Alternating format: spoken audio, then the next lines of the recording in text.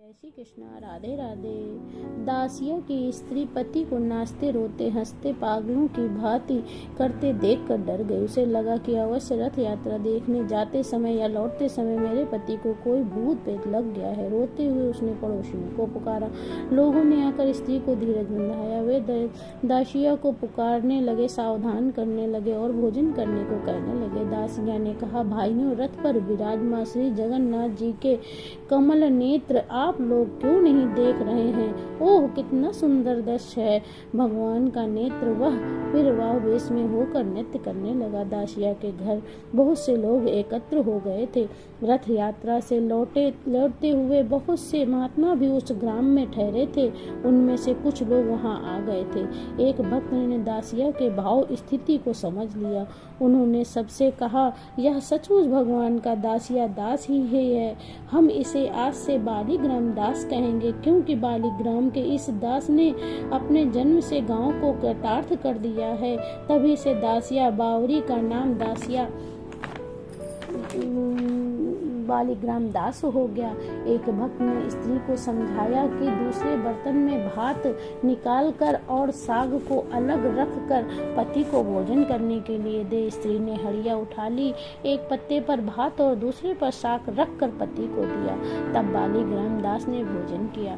दासिया का यह केवल नाम ही नहीं बदला, वे अब संपूर्ण ही बदल गए थे। 24 घंटे भगवान के ध्यान में वे ही डूबे रहते थे। बाहर से कुछ काम भी करते थे तो भी चित्त श्री जगन्नाथ जी के ध्यान में डूबा रहता। उनके मन में अब भगवान के प्रत्यक्ष दर्शन की तीव्र लालसा जाग उठी थी। भगवान का वियोग अंत में असहनीय हो गया था। उनके प्राण तड़पने लगे थे। भक्त की व्याकुलता की वही घड़ी तो धन्य होती है। भगवान क्या जाति पात या साधन भजन देखते हैं।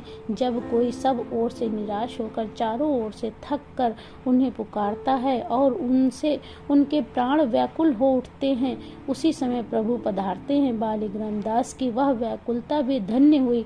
मंद मंद मुस्कुराते श्री हरि भगवान प्रकट हो गए। भगवान ने वरदान मांगने को कहा। दासिया ने कहा, नाथ, मुझ जैसे अधम को आप जब आपने दर्शन दिए तब और मुझे क्या चाहिए? आपके चरण कमलों का दर्शन करते हुए मैं मरूं, यही मुझे चाहिए। हाँ, जब मैं आपका ध्यान करूं तभी मुझे आपके दर्शन हो, यही आशीर्वाद आप मुझे दे दें। प्रभु ने कहा, बेटा, तेरी सभी प्रार्थनाएं पूरी होंगी।